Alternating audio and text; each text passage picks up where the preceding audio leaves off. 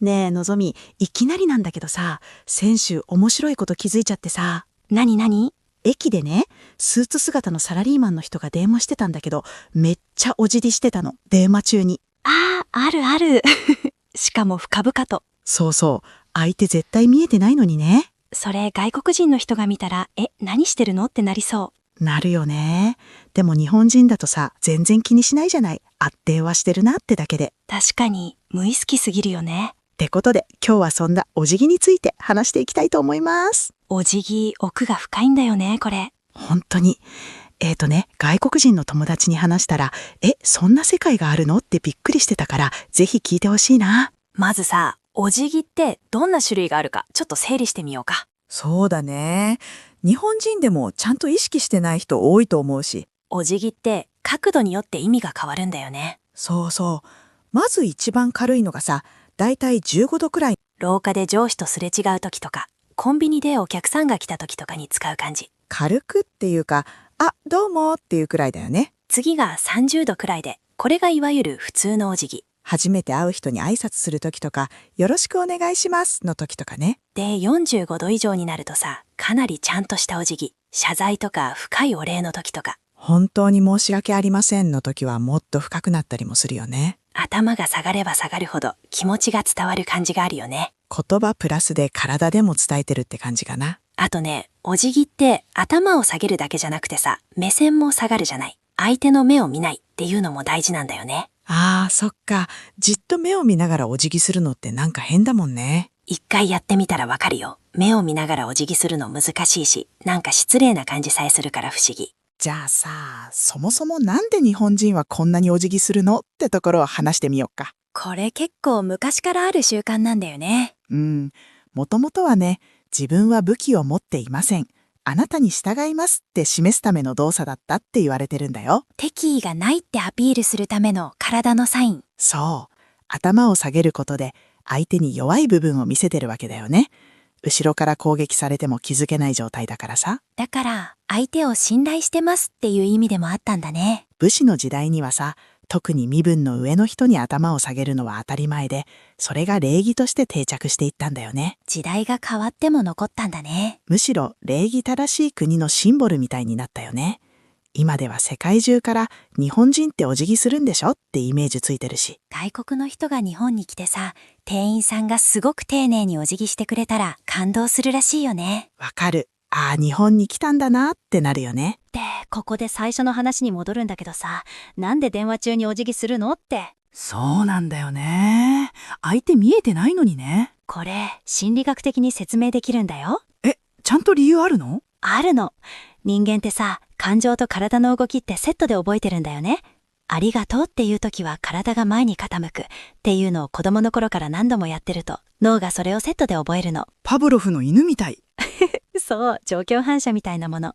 お礼を言うって気持ちになった瞬間にさ、もう体が動き始めちゃう。頭で相手は見えてないって分かってても体は止まらないんだ。そうそう、長年の習慣が体に染みついてるからもう止められないの。じゃあ日本人が電話中にお辞儀するのって別に変じゃなくてむしろ自然な反応なんだ。むしろさ、本当に感謝してるからこそ体が動くって見方もできるよね。逆にちょっといい話じゃない？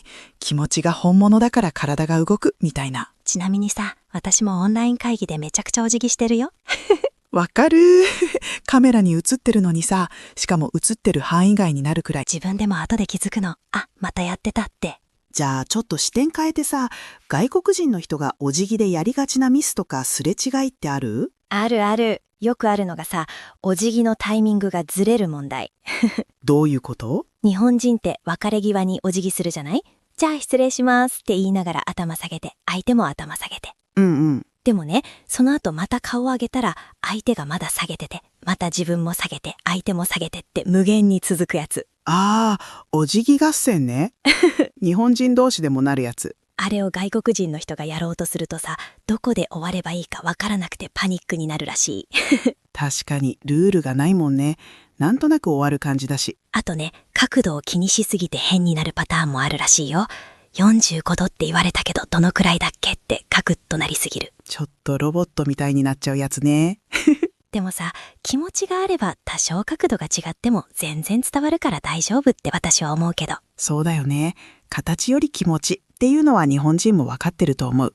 むしろ一生懸命やってくれてることが伝わる方が嬉しいくらい。逆にさ、日本人が外国人のリアクションに戸惑うこともあるよね。あるある。初対面の時、握手、お辞儀ってなるやつ。どっちにしようってなってさ、結局両方やろうとして変な動きになる。相手が手を出してきたのに、自分はもうお辞儀し始めてて、頭が相手の手にぶつかりそうになるとか。あるある。実際にやったことある私。どうしたの？結局、すみませんって笑いながらなんとなく握手したけど、めちゃくちゃ気まずかった。でもそういうのってさ、笑いながら乗り越えたりするじゃない？なんか、そのぎこちなさが逆に距離縮めてくれること多いよね。わかる。あなたの文化分かろうとしてますっていう気持ちが見えると嬉しいもんね。どっちが正解とかじゃなくてさ、この人どうやって挨拶するんだろうって互いに気にしてる感じがコミュニケーションの始まりって感じ。ねえ、文化の違いって面白いよね。どっちが上とかじゃなくて、ただ違いだけだから。でさ、最近すごく思うんだけど、テレビ会議とかでもお辞儀してる人めっちゃいるよね。いる。画面に向かって深々と。しかもカメラの外まで頭下げてて、一瞬画面から消える人とかいる。いなくなったってなるやつね。でも誰もやめてって思わないし、むしろ自然に受け入れてるよね。お辞儀ってもう体の一部なんだよね。どんな時代になっても消えないんじゃないかな。SNS でもお辞儀の絵文字あるし、形を変えながら続いていくのかも。デジタルでもお辞儀してる。面白い時代だよね。じゃあ今日のまとめに行きましょうか。お辞儀って角度で意味が変わって、歴史は武士の時代まで遡れて、電話中にやっちゃうのは体に染みついた習慣だからってとこかな。そして外国人の方にとっては不思議に見えるかもしれないけど、日本人にとっては言葉の代わりに気持ちを伝える手段なんだよね。お辞儀は言葉のない言葉って感じかな。いいまとめ。皆さんの国には体で気持ちを伝える習慣ってありますか？ぜひコメントで教えてください。どんな文化でも共通点があったりして面白いんだよね。それじゃあ今日もありがとうございました。また次回お会いしましょう。デイトナイトジャパニーズチャットでした。またね。